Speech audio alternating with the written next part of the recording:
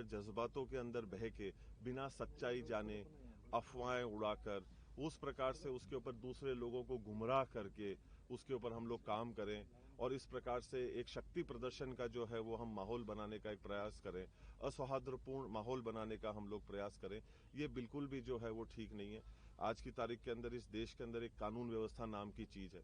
मुझे नहीं पता कि उदयपुर में वो अभी है या नहीं, क्योंकि अभी जो हमारे साथ में हुआ, सबसे पहले तो मैं ये पूछना चाहता हूं कि इतनी फोर्स होने के बावजूद भी वहां पर जिस प्रकार की घटनाएं घटी, मेरा ये सवाल है सरकार से और प्रशासन से कि क्या हम हकीकत के अंदर कानून को लागू करना चाहते हैं क्या, या कि कोई सरकार का सदस्य है या सरकार के किसी पद के ऊपर बैठे हुए जो व्यक्ति हैं, कानून केवल और केवल उनके लिए काम करेगा, एक आम नागरिक के लिए जिसके पास में संविधान की सुरक्षा मिलती है कि भाई कानून सबके ऊपर जो है वो बराबर तरीके से लागू होगा और उनकी सुरक्षा करेगा।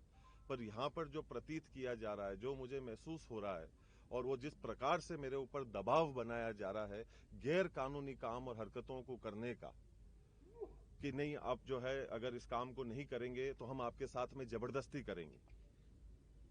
आज क्या हम लोग इस दहशत के अंदर हम लोगों को जीने की आवश्यकता है?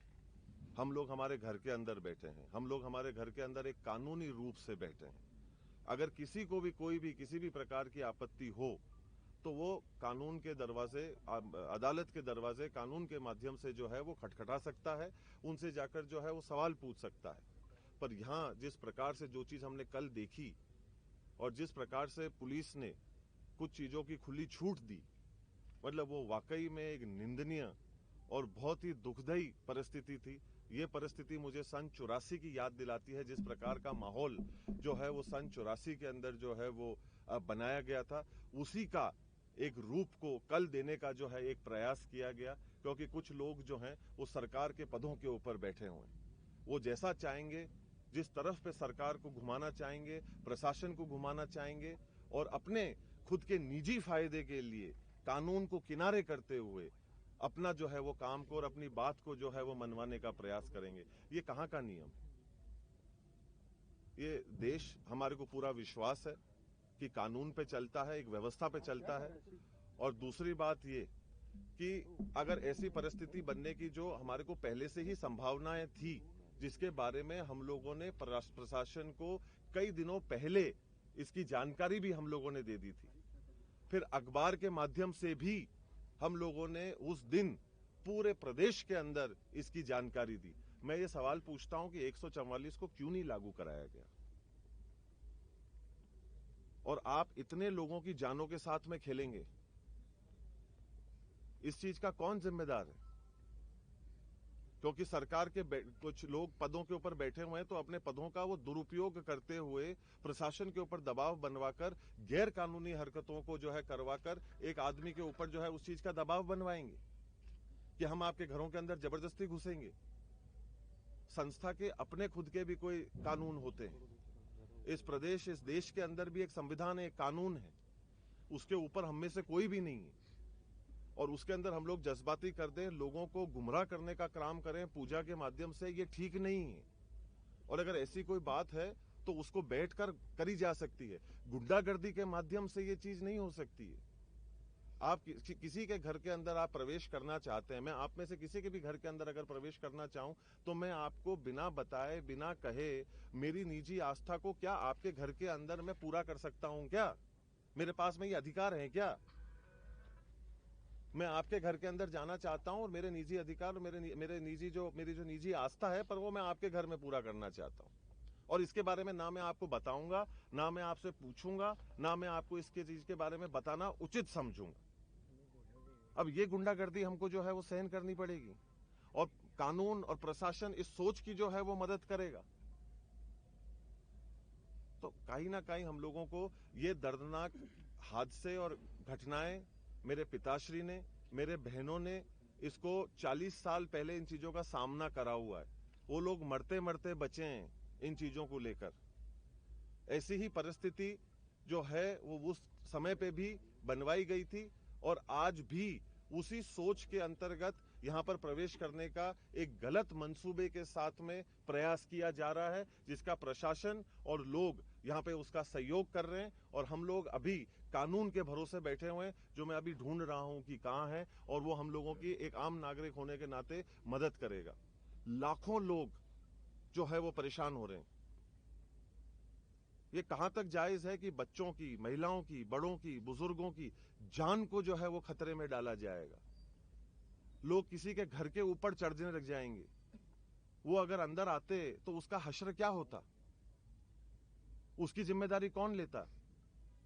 किसी की जान का नुकसान होता तो उसके लिए जिम्मेदार कौन होता?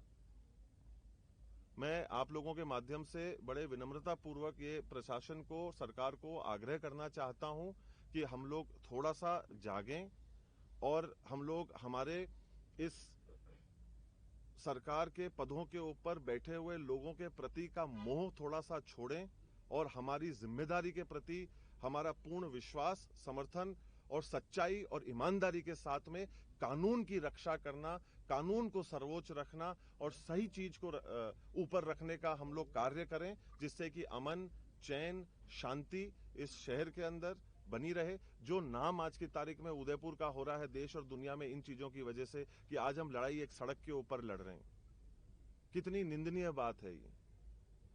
कितना खराब लगता है कि जब इस प्रकार से जो है खबरें हमारे को देखने को मिलती हैं, जिसके लिए और कोई नहीं, हम स्वयं ही जो हैं वो जिम्मेदार रहते हैं। तो मैं आप सब लोगों के माध्यम से ये आग्रह करना चाहता हूं कि जो लोग बीच के अंदर भी अपना राजनीतिक फायदा देखने का प्रयास कर रहे हैं, ये वो समय, जगह या वो चूल्हा नहीं है जिसके ऊपर ये लोग अपनी राजनीतिक रोटी सेकें। लोगों का जो है वो इस्तेमाल करें और किसी भी प्रकार से अपने स्वयं के मंसूबों को, अपनी चाह, अपनी इच्छा, अपनी लालच को पूरा कराने का जो है वो रास्ता इस सोच के साथ में जो है वो ना जो है वो जोड़ें। लोगों की जान की कदर करना सीखें। हम लोग ये नहीं कहें कि हिंदुस्तान के अंदर अगर सबसे सस्ती कोई चीज है तो वो इंसान की जान है, ये ऐसा नहीं प्रतीत होना चाहिए। और खास तौर के ऊपर उदयपुर जो पिछले कुछ समय से ऐसे तत्वों के कारण, ऐसी समस्याओं के कारण वैसे ही झुलस रहा है, हम लोगों को इसके अंदर एकत्रित होने की आवश्यकता है और सभ्य तरीके से हम लोगों को इसका कोई समाधान निकालने की आवश्यकता है और कानून के माध्यम से जो है वो निकालने की आवश्यकता है।